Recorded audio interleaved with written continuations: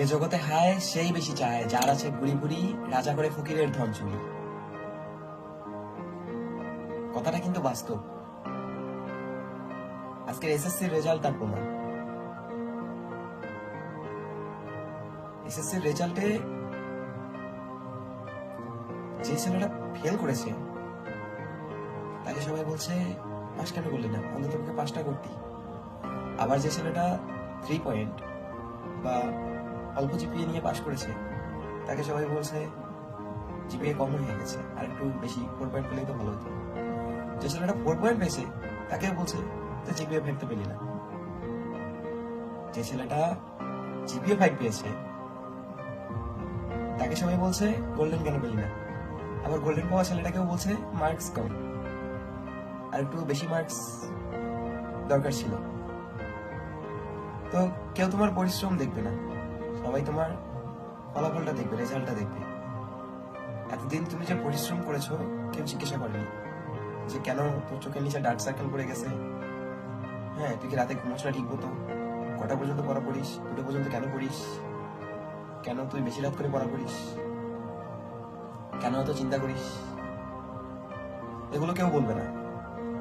সবাই শুধু রেজাল্টটা নিয়ে থাকবে। পরিশ্রমটা কেউ কখনো দেখে না, সবাই রেজাল্টটাই দেখে। তো ওইসব শিক্ষার্থী ভাই বোনদের বলতে চাই যে যেটা পেয়েছো আলহামদুলিল্লাহ। আর ফ্যামিলি, পাড়া প্রতিবেশী, বন্ধু বান্ধব যে যেটা বলুক, কারো কথা গায়ে মাখিও না। এক কান দিয়ে ঢুকাবা, আরেক কান দিয়ে বের করে দিবা, দেখবে যে তুমি হ্যাপি আছো। অন্তত পক্ষে সামনে তোমার একটা বড় একটা জার্নি এসএসসি, অন্তত পক্ষে এই টাইমটা তুমি ভালো থাকতে পারবা। যদি কারো কথা গায়ে মাখিয়ে নিয়েছো তাহলে ধরো যে তোমার মস্তিষ্কের কিছু অংশ যাবে ওইসব নিয়ে চিন্তা ভাবনা করতে, পড়ালেখায় ভালোভাবে ফোকাস করতে পারবা না। সো ওইসব নিয়ে কোনো চিন্তা ভাবনা করার দরকার নেই। তুমি তোমার পরের টার্গেটে আগায় যাও।